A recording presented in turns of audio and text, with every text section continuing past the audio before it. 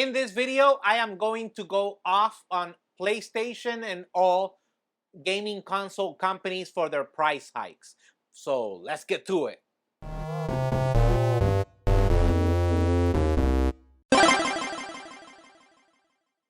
Last week, PlayStation announced a price increase that started on September 6th, attempting or completing one of the most insulting actions this company has done in previous years to its customers. For those of you who don't know, PlayStation has 3 tiers to choose from their PlayStation Plus subscription. They have the Essential, the Extra, and the Premium. The Essential had a cost of $60. It now goes up to $80, so a $20 difference. Extra goes from $100 to $135, so $135 difference. And the Premium goes from $120 to $160, giving that a $40 difference. PlayStation has dared to push these increases, and they will not be changing or adding any new feature to any of these tiers. So why the increase? Because they can. Not only are they charging $500+ for a console that it has at least 3-year-old hardware.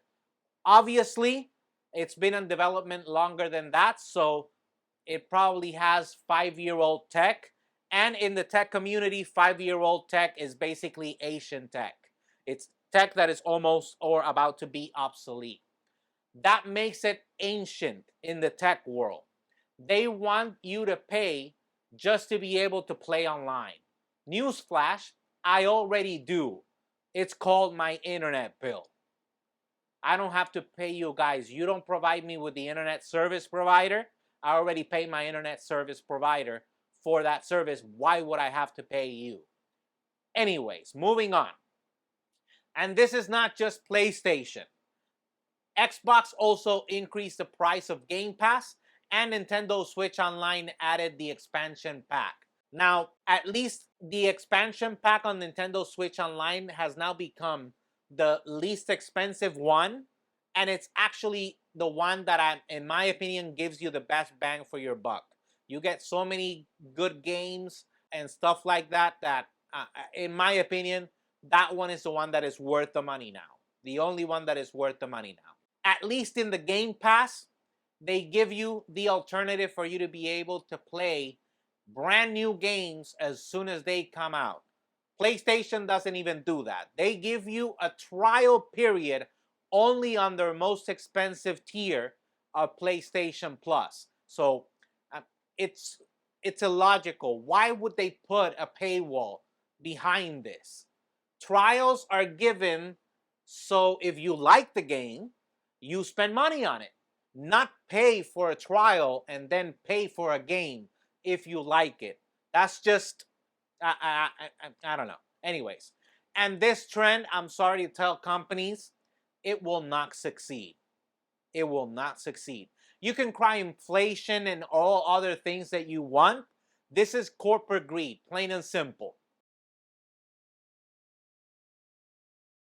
And I'm not putting up with it. So my current PlayStation subscription ends in January next year, and I will cancel my subscription. I will not even change it to any of the other levels that they have. I will just cancel it altogether. The only thing that I play online right now is Grand Theft Auto 5 and Call of Duty Warzone. They both provide their own online service. So as far as I know, they will not be affected. You will still be able to play online those two games at least. So I will just cancel it altogether. I don't need for even to be able to play online. I don't play any other games that require for me to have the PlayStation subscription. If you guys are wondering, in my opinion, which, if you have to pick one, which is the best one, it will be the middle tier, the Extra. In my opinion, would be the best value. Still bad, but it would be the best value. Anyways, at this point, $500+ for a console, a subscription to pay to play online. No wonder so many people are making the switch to PC. It's more expensive, but not that much anymore. You can buy yourself pretty good computer desktop for about maybe $800. It will be a pretty good desktop. And the advantage that you have, if you can get it in installments, you can pay it in installments, so you don't have to pay the whole thing at once.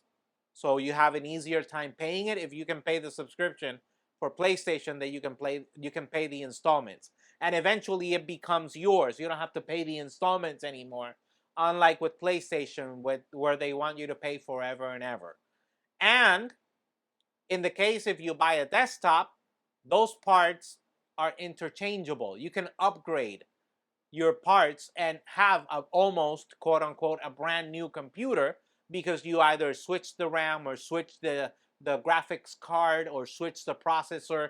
You can make changes to it to keep it up to date and keep it fresh and new. You can't do that with a PlayStation or with the Xbox or with the Switch. Whatever they have in their internals, they're going to die with that. And as we just discussed, it is at least 5-year-old technology. So anyways, I am not putting up with it. I am not surprised by it either.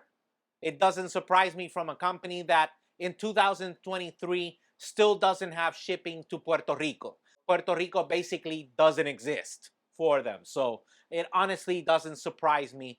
This is just another idiotic move by PlayStation, and I don't know what they're going to do, but I'm pretty sure they're going to lose the fan base. And if every gaming company goes in this route, they're going to probably lose fan base also. Anyways, let me know your opinion down in the comments below. You agree? You don't agree? Obviously, I could be talking about the streaming services. I'm not going to talk about those because this video would basically never end if I'm going to start nagging about the streaming services. And I do have my opinions regarding them, but I'm just going to keep that to myself.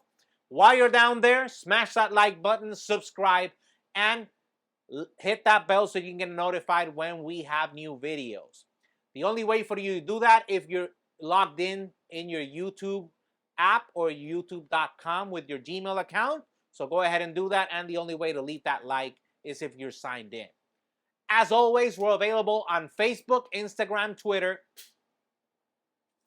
X, and obviously YouTube at J.R. Abrams Tech, so you can stay up to date with the latest news and rumors about tech. Until next time.